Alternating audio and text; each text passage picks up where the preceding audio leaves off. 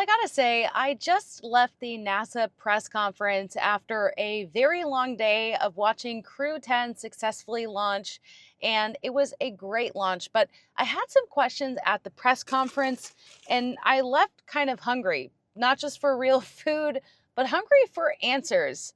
Here was my question, and tell me if you think that this was a good answer. Yeah, Eliana Sheriff with Ellie in Space. And this question is for whoever can answer it. The current administration has made claims that the previous administration refused to bring home these Starliner astronauts despite an offer being made. Can you give us any clarity about this?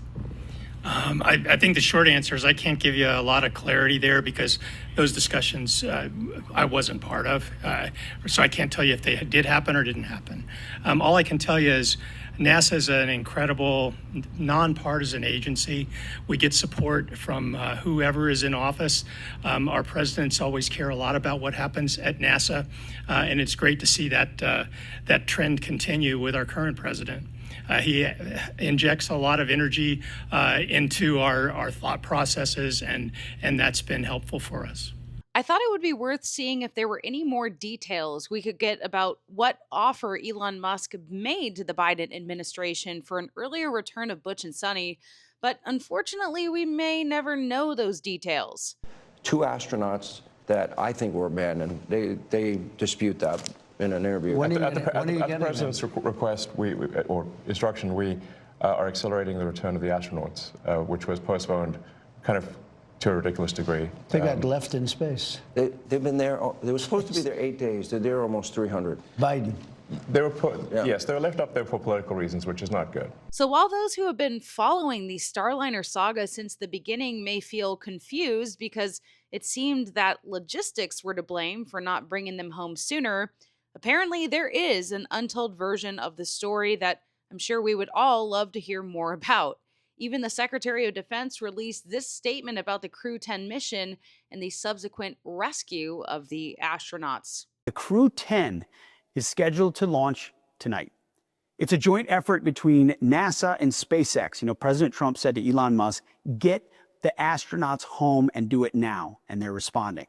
And they're bringing NASA astronauts, which also happen to be retired U.S. Navy Captain Butch Wilmore and retired U.S. Navy Captain Suni Williams, home.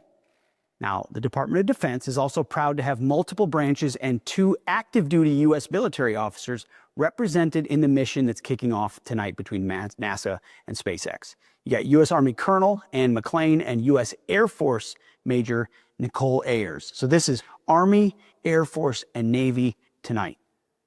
I just want to take a brief moment to say that we are praying for you. We wish you Godspeed, and we look forward to welcoming you all home soon. Look, I know even some of you may have divided opinions on this, but I think it would be nice if we got more clarity because there are 2 very different versions of this story out there, and I know because I've been covering it since they launched into space last June. Anyways, one question we did get an answer to was regarding that large panel seen separating from the second stage, not something that we usually see.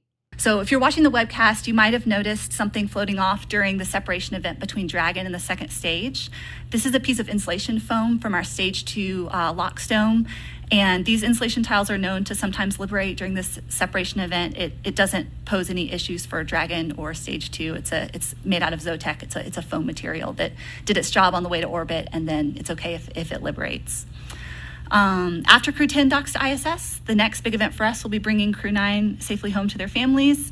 We're excited to welcome Nick, Alex, Suni, and Butch back after the time at the space station, and we're inspired by all the groundbreaking research that they completed during their increment. So undocking currently no earlier than Wednesday, March 19th. And as Dina mentioned, we will continue to look at the weather and find the best day to bring the crew home, hopefully next week. So I have to say, it really was a pleasure getting to go through the entire launch experience from a NASA media perspective. So it's interesting, I haven't actually been back here since the Crew 6 launch, which I wasn't able to see. I actually had to leave for a Tesla event and they had scrubbed it. So still haven't seen humans launch into space, but tonight that should change and I'm very excited for that. I also, last time I was here in my first time at the press site, I covered a Falcon 9 Starlink launch, but I forgot to turn around. So hopefully today I'll remember to look at the rocket as it's launching. But it really is an honor to be out here at the NASA press site. It's amazing to see the rich history of Florida's Space Coast. And of course, I've spent much more time down at Starbase in South Texas, and that's sort of more like the wild, wild west compared to here at Kennedy Space Center. This is so not only well established, but as press, we have bathrooms, we have Wi-Fi, we have plenty of outlets for charging, so it is a lot more convenient, especially as a one-man band. It's really nice to have those resources. And who knows, maybe someday Starbase will have just as much for press as they do out here. But it really is cool to be here and to know that America's space journey really started here. This is where we launched humans to basically walk on the moon. I mean, that's so crazy to me. The moon that I look at from here in Florida feels different than the moon that I look at from at home. So it's really cool to be here, and it's very professional driving around here. It's much bigger than I expected. I feel like it's easy to get lost if you don't know where you're going. So, but yeah, and let me just turn it around to show you. This is the VAB, and so this video really doesn't do it justice as to just how big it is.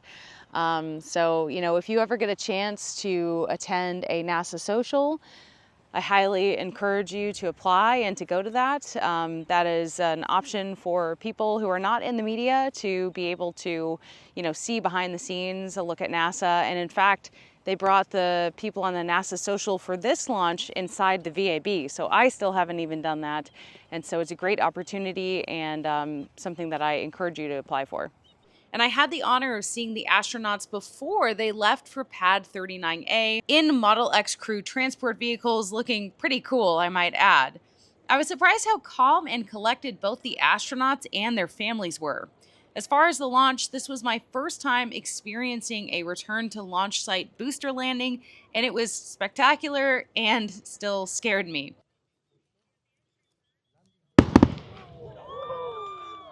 It was also my first time seeing humans launched into space, and it was definitely worth extending the trip. Mission and liftoff. Go SpaceX, go NASA Crew 10. Copy 1 Alpha. And liftoff of Crew 10 now soaring to the International Space Station. So Crew 10 will be in space for about 6 months, and when they return, they will actually splash down on the Pacific coast. Crew 10 will be making history as the first Crew Dragon mission to splash down in the Pacific.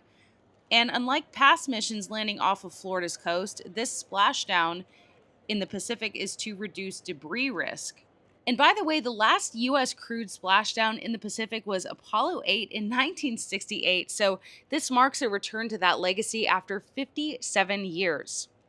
And finally, Butch and Suni are expected to return no earlier than Wednesday, March 19th. So a pretty short handoff period, and then Crew 9 can finally come home, getting Butch and Suni back down to Earth after about 9 months on station. This will go down in the history books as we've never seen anything quite like it. But were they stranded? No, not really, as there was always either a contingency plan or their return vehicle ready to take them home. They honestly probably feel grateful to have had that extra time in space, something that most astronauts would fight over. In the coming days, you can expect some great coverage on new Starship developments here in Florida and some super exclusive interviews, but in the meantime, I just wanted to get this story out while the information was still newsworthy. Thanks so much for supporting my channel, and I'll see you in the next video. I will say there's something really cool about coming out of the building at the end of the day and saying, well, folks, that's a wrap. Just another day at NASA.